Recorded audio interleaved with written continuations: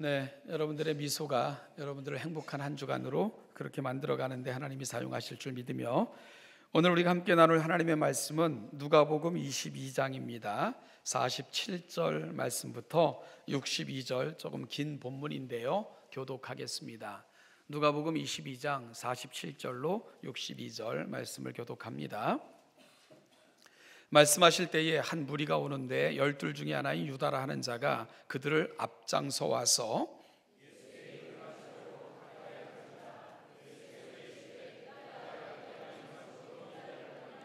그의 주위 사람들이 그 된 일을 보고 여짜오되 주여 우리가 칼로 치리이까 하고,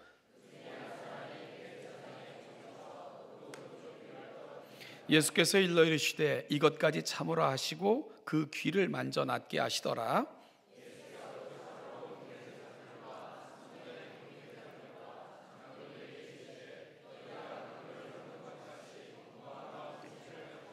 내가 날마다 너희와 함께 성전에 있을 때 내게 손을 대지 아니하였도다. 그러나 이제는 너희 떠여 어둠의 권세로다 하시더라.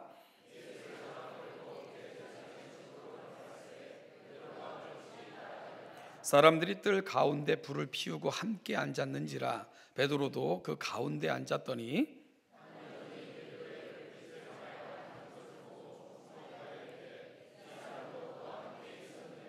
베드로가 부인하여 이르되 이 여자여 내가 그를 알지 못하노라 하더라.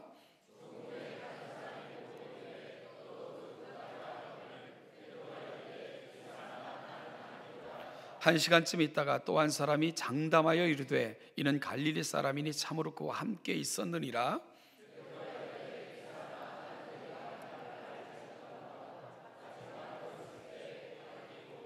주께서 돌이켜 베드로를 보시니 베드로가 주의 말씀 곧 오늘 닭 울기 전에 내가 3번 나를 부인하리라 하심이 생각나서 밖에 나가서 심히 통곡하니라. 아멘. 서재에서 오랜 시간이 흘러 빛바랜 책을 찾아 손에 들거나 오래간만에 책꽂이에 끼워 놓았던 책을 다시 읽고 싶어서 책 한 권을 빼어 들면 늘 있었던 책이었음에도 불구하고 색다른 감흥과 감동을 느낄 때가 있습니다. 특히나 낙서도 되어 있고 읽었던 흔적이 고스란히 남아있는 책이라면 그 느껴지는 감동은 아마 더할 것입니다. 오늘 아침 저에게 드는 기분이 그런데요, 오랜만에 다시금 이 누가복음을 펼쳐 놓으려니 다시 만난 친구처럼, 오래 헤어졌다 만난 연인처럼 정겨움을 이렇게 느끼는데요. 작년 10월로 제가 누가복음 강해를 잠깐 미루었었습니다. 그 이유는 누가복음의 남은 부분이 그리스도의 순환과 고난에 관한 것이었기에 예수님의 고난의 행적을 마지막 사순절 기간에 맞추고 싶어서 누가복음 강해를 잠깐 멈추었었는데요. 지금 교회가 사순절 기간을 이렇게 지내고 있습니다. 사순절은 기독교회에서 그리스도의 순환을 기념하는 교회의 절기입니다. 테사라 코스테라는 그 헬라어에서 이 사순절이라는 말이 유래가 됐는데요. 이 테사라 코스테가 40을 의미하고 여기서부터 이제 사순절의 그 기원이 있고요. 이 제를 머리에 얹어 이마에 바르며 죄를 통회하는 제의 수요일부터 시작해서 이 부활절 전 40일까지의 기간을 사순절이라 그렇게 부르게 됩니다. 그래서 저는 잠깐 멈추었던 이 누가복음을 특별히 예수님의 마지막 순환에 관한 기사들을 여러분과 함께 살펴보는 가운데, 이 사순절 기간 동안 그리스도의 고난의 의미와 그리스도 안에서 나타난 하나님의 사랑을 우리가 다시 한번 점검하고 그 의미를 확인해 보는 그러한 시간들로 삼고자 합니다. 오늘 우리가 함께 읽은 본문은 2개의 기사가 소개되고 있는데요, 하나는 예수님께서 잡히시는 장면이고 다른 하나는 베드로가 예수님을 모른다고 부인하는 장면입니다. 두 사건이 갖는 공통점이 있다면 둘 다 이미 예고되어져 있다는 사실입니다. 먼저 예수님께서 잡히시는 장면을 보면 제자 중 한 사람인 유다의 배반으로 이 일이 이루어지게 됩니다. 누가는 유다가 예수를 넘겨주기 위해 예수께로 나왔을 때 대제사장들과 성전 경비 대장들과 장로들이 함께 왔다고 말하고 있는데요, 이 부분을 기록한 모든 복음서를 종합해 보면 실질적으로 예수를 잡았던 사람들, 행동했던 사람들은 이들로부터 파견되어졌던 사람들이고요, 이들의 무리들도 그들이 파견한 병사들과 함께 예수께 나왔던 것으로 추정해 볼 수가 있습니다. 그러니까 유다는 대제사장들과 서기관들의 사주를 받아 그들로부터 파견된 병사들과 하솔들을 이끌고 예수께 왔고요, 아마 그 병사들을 또 파견했던 사람들은 뒤따라서 예수께로 왔던 것으로 추정 가능합니다. 이 모습을 누가는 강도를 잡는 것 같이 검과 몽치를 가지고 나왔다라고 기록하고 있습니다. 여러분, 이 모습을 일찍이 이사야 선지자는 이렇게 예언을 했습니다. 그는 멸시를 받아 사람들에게서 버림받았으며, 혹은 그가 자기 영혼을 버려 사망에 이르게 하며 범죄자 중 하나로 헤아림을 받았음이니라. 장차 이 땅에 오신 메시아가 어떤 취급을 받고 어떻게 잡혀 죽을 것을 이사야 선지자를 통해 하나님은 미리 예언하셨던 것입니다. 그래서 복음서 기자들 중 마태와 마가는 예수께 되어진 이 모든 일에 대해서 이렇게 평가합니다. 마태복음 20장 56절 말씀을 보면, 그러나 이렇게 된 것은 다 선지자들의 글을 이루려 함이니라 하시더라. 마가복음 14장 49절에도 이는 성경을 이루려 하심이라. 이 모든 것들은 성경에서 이미 예언되어진 대로 되어진 것을 성경의 저자들은 확인해주고 있는 것입니다.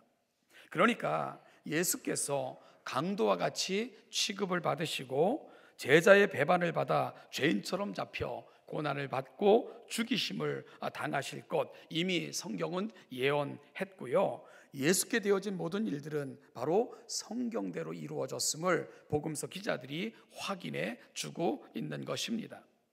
그리고 예수님은 성경에 이미 예언되어진 대로 죄인처럼 여기심을 받고 아버지의 거룩한 뜻에 온전히 순종하고 계신 것이고요, 오늘 이 부분이 바로 예수님께서 잡히시던 밤에 되어졌던 사건을 누가가 기록하고 있는 본문입니다.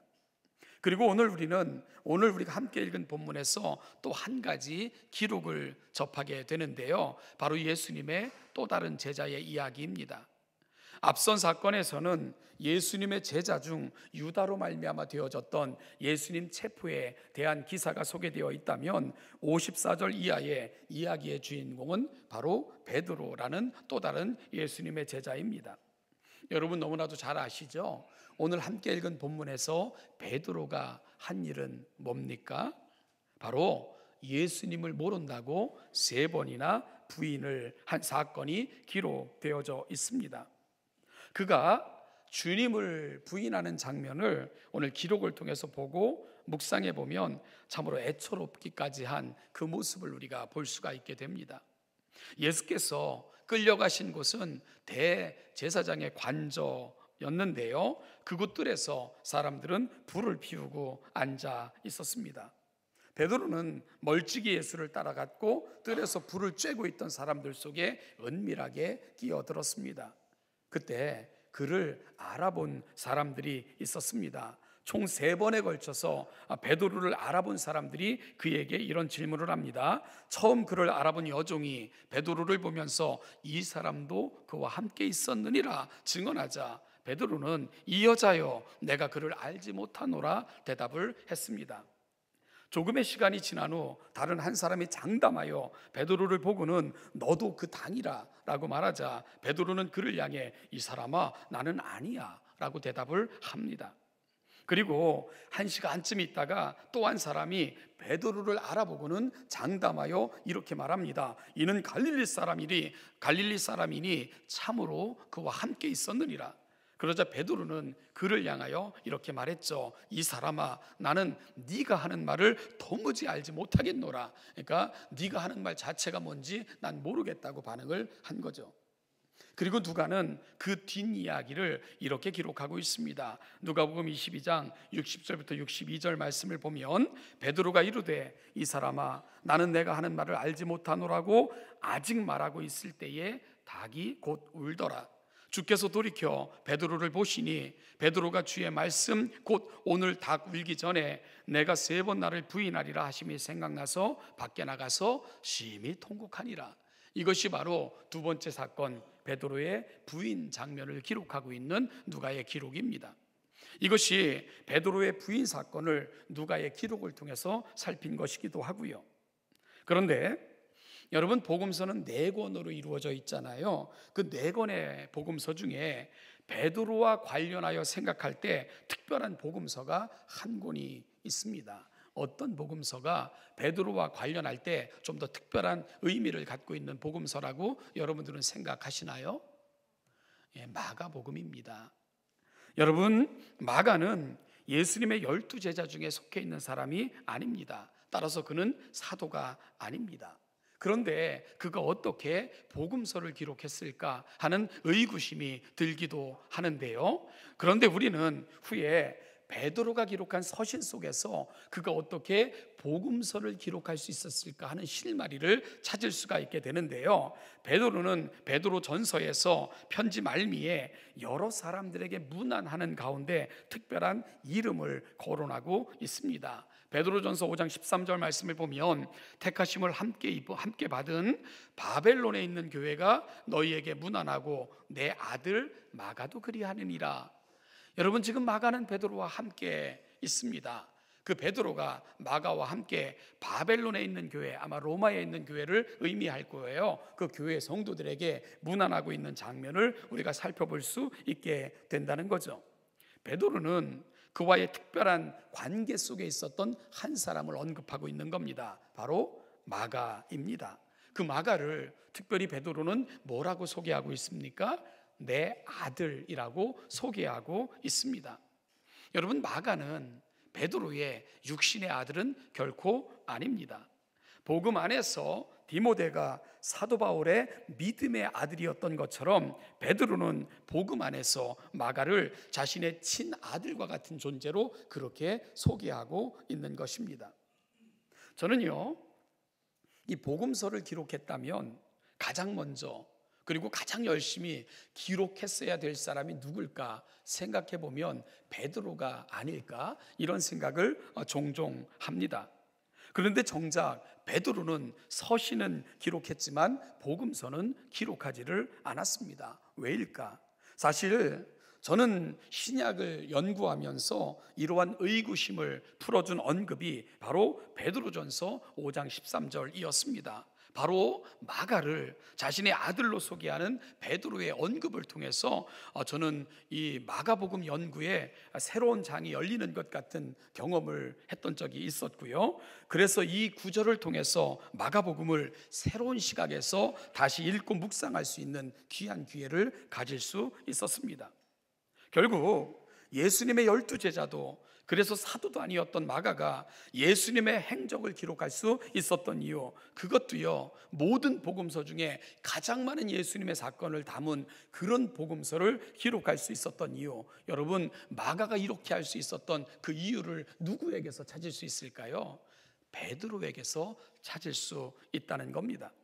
그래서 저는 마가복음을 베드로 복음서라고 부를 수도 있지 않을까 이렇게 생각하는 사람입니다.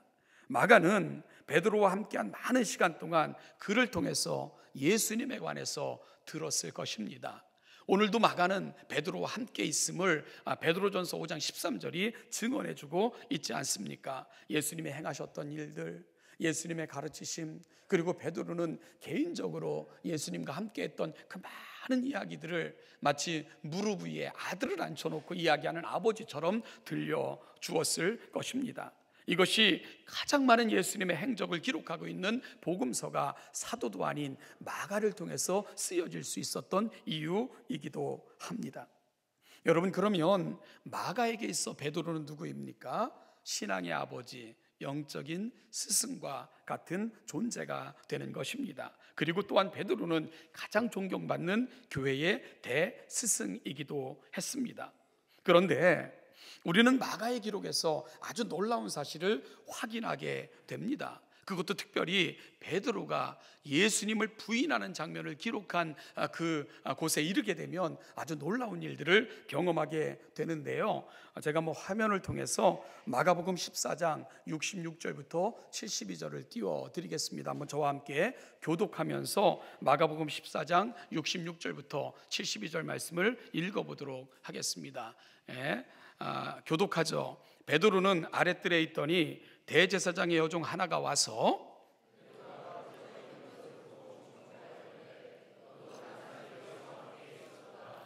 베드로가 부인하여 이르되 나는 내가 말하는 것이 무엇인지 알지도 못하고 깨닫지도 못하겠노라 하며 앞뜰로 나갈새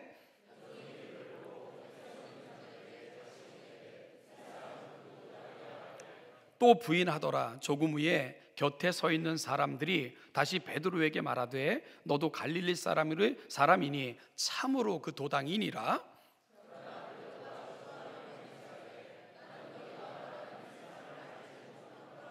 같이 읽죠. 닭이 곧 두 번째 울더라. 이에 베드로가 예수께서 자기에게 하신 말씀 곧 닭이 두 번 울기 전에 부인하리라 하심이 기억되어 그 일을 생각하고 울었더라. 이것이 마가가 기록하고 있는 베드로가 예수님을 부인하는 장면에 대한 것입니다.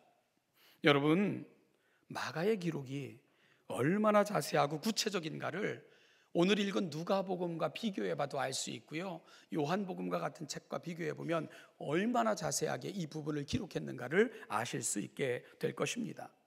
요한복음을 기록한 요한은 이 사건을 베드로와의 우정 때문인지 아주 간단하게 취급하고 넘어갑니다. 누가는 앞서 살핀 것처럼 아주 신사적으로 이 부분을 처리했습니다. 그렇잖아요. 나는 그를 알지 못해. 그 사람이 누군지 몰라. 네가 하는 말을 못 알아듣겠어. 이 정도로 베드로의 사건을 누가는 처리를 합니다. 그런데 여러분, 오늘 마가가 기록하고 있는 장면을 볼 것 같으면 어떻게까지 기록하고 있습니까? 저주하며 맹세하면서까지 예수 모른다고 욕하며 부인했다고 마가는 기록하고 있는 것입니다. 물론 마태도 저주하며 맹세하여 예수 모른다고 부인하는 장면을 기록하고 있지만 마가는 그 마태보다도 훨씬 더 자세하게 이 부분을 처리하고 있는 겁니다. 심지어 마가는 복음서 중에 유일하게 닭이 두 번 울기 전에 세 번 나를 부인하리라, 닭이 두 번 울기 전에 라는 부분까지 포함시킨 유일한 복음서는 마가복음뿐입니다. 그러니까 이 표현은 베드로가 세 번을 부인하기까지는 닭이 채 두 번 울기도 전에 이루어졌다는 그런 자괴감 어린 그런 마음의 아픔을 오늘 본문을 통해서 쏟아내고 있는 겁니다. 여러분, 마가가 누구라고요? 베드로에게는 믿음의 아들입니다. 베드로는 대사도입니다. 교회에 존경받는 스승입니다. 그런데 마가는 왜 이렇게 자세하게 그리고 구체적으로 그리고 수치스러울 정도로 베드로의 그 부인 장면을 기록하고 있는 걸까요? 후에 마가와 베드로 사이에 어떤 문제라도 생긴 걸까요? 아닙니다. 바로 마가복음은 베드로의 눈물의 참회록인 것입니다. 일찍이 베드로는 예수님께서 잡히시던 날 밤 유다의 배신을 말씀하시는 예수님 앞에 이렇게까지 맹세했던 사람입니다. 모두 주를 버릴지라도 나는 결코 버리지 않겠나이다. 그런데 그렇게 호언장담하며 맹세했던 자신이 엉뚱한 곳에서 맹세하며 그 스승을 저주하고 있는 그 사실, 여러분, 후에 베드로의 가슴 속에 얼마나 큰 아픔과 얼마나 한서린 모습으로 남아 있었을까 우리가 짐작할 수 있지 않겠습니까?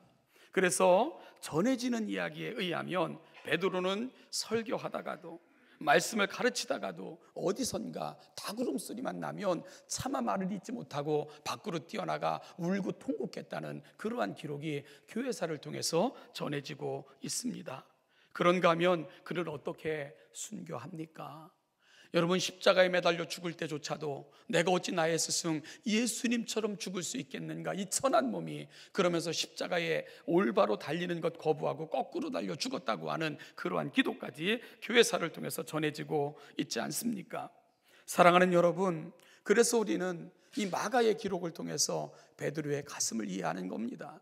일평생 그 가슴에 담아두고 싶지 않았던 그 아픔의 이야기들, 그러나 베드로는 이 이야기를, 마가의 이야기를 통해서 너무나도 자세하게 후대에 들려주고 있는 것이지요. 그러면 저는 말씀을 결론 지으며, 왜 베드로는 예수님을 3번이나 모른다고 부인할 수밖에 없었을까, 이 부분을 점검하면서 오늘 말씀을 마치고자 합니다. 여러분, 이 부분을 풀어가는 과정에서 제 눈에 들어온 한 구절이 있습니다. 바로 누가복음 22장 54절입니다. 우리 한번 같이 읽어보겠습니다. 54절 시작. 예수를 잡아 끌고 대제사장의 집으로 들어갈새 베드로가 멀찍이 따라가니라. 멀찍이 따라가니라.